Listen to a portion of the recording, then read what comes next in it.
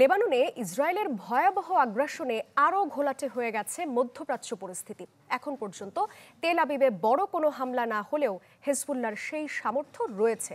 তাদের পাশে দাঁড়াতে পারে মধ্যপ্রাচ্য জুড়ে ইরান সমর্থিত মিলিশিয়ারা। পরিস্থিতি সেদিকে গেলে লেবানন সহ আশপাশের দেশে নারকীয় ধ্বংসযজ্ঞ চালাতে পারে জায়নবাদীরা। ব্রিটিশ গণমাধ্যম বিবিসির বিশ্লেষণে উঠে এসেছে এসব তথ্য।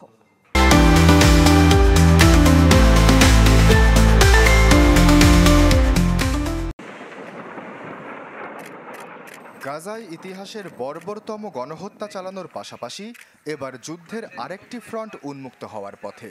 হেজবুল্লাহ প্রধান হাসান নাসরাল্লাহকে হত্যা করে সেই দিকে হাঁটছেন ইসরায়েলের প্রধানমন্ত্রী বেনিয়ামিন নেতানিয়াহু। বিশ্বজুড়ে বিশ্লেষকদের ভাবনার বিষয়, কি হতে পারে লেবাননের সশস্ত্র গোষ্ঠী হেজবুল্লাহ, ইরান ও ইসরায়েলের পরবর্তী পদক্ষেপ। একের পর এক আঘাতে বিপর্যস্ত হেজবুল্লাহ। নাসরাল্লাহ সহ শীর্ষ কমান্ডারদের হত্যায় দলটির নেতৃত্বে এক ধরনের শূন্যতা তৈরি হয়েছে। পেজার বিস্ফোরণের কারণে বিঘ্নিত হয়েছে সংগঠনটির অভ্যন্তরীণ যোগাযোগ ব্যবস্থা। ধারণা করা হচ্ছে টানা বোমা হামলা করে হেজবুল্লাহর অস্ত্র ভাণ্ডারেও ব্যাপক ক্ষতি করেছে জায়নবাদীরা। ব্রিটিশ গণমাধ্যম বিবিসি বলছে এখনও হাজার হাজার সেনা রয়েছে হেজবুল্লাহর। রয়েছে দূরপাল্লার ক্ষেপণাস্ত্র সহ শক্তিশালী অস্ত্র ভাণ্ডার। এসব ক্ষেপণাস্ত্র সহজেই তেল আবিবে আঘাত হানতে সক্ষম। তবে প্রতিবেদনে এও বলা হয়, যদি বড় পরিসরে কোনো হামলা চালায় লেবানন, তাহলে দেশটিতে ব্যাপক ধ্বংসযজ্ঞ চালানোর সুযোগ পেয়ে যাবেন ইসরায়েলের কসাই খ্যাত নেতানিয়াহু। লেবাননে হাসান নাসরাল্লাহর মৃত্যুর পর 5 দিনের শোক ঘোষণা করেছে ইরান।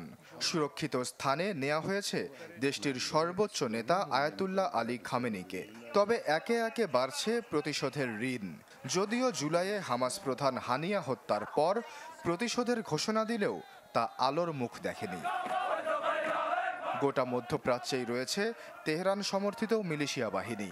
বিবিসির দাবি, ইয়েমেনের হুথি বিদ্রোহী, ইরাক ও সিরিয়ার ইসলামিক রেজিস্ট্যান্স সহ সবকটি মিলিশিয়া বাহিনীকে হামলা শুরুর নির্দেশ দিতে পারে ইরান।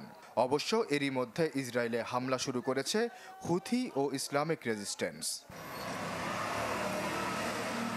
বিবিসি বলছে, নাসরাল্লাহ হত্যার পর এটি পরিষ্কার শান্তির পথে আর হাঁটতে চাইছে না ইসরায়েল। আন্তর্জাতিক মহল থেকে যত চাপই আসুক, যুদ্ধবিরতিতে আগ্রহ নেই নেতানিয়াহুর।